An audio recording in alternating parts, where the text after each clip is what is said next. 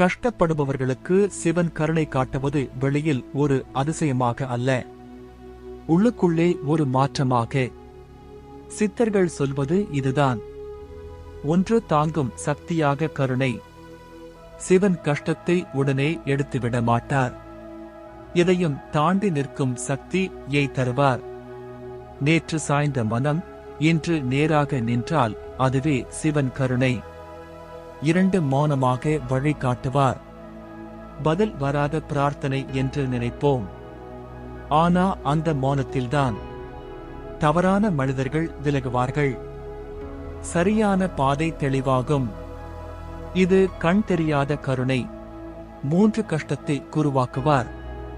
சிவன் துன்பத்தை தண்டனையா தரமாட்டார். அது ஒரு பாடம்.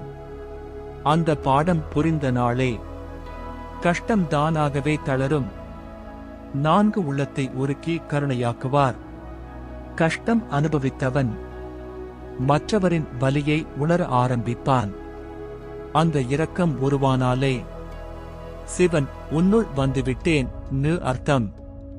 5 சரியான நேரம் வரை காத்திருப்பார். முன்னாடியே எல்லாம் கிடைத்தா மனசு பெருமை ஆகிடும். உடையும் நேரத்தில் அல்ல, பழுக்கும் நேரத்தில்தான் சிவன் அருள் இறங்கும். சிவன் சொல்லும் ரகசியம், நீ கஷ்டப்படுறேன்னு நான் பார்க்காம இல்ல.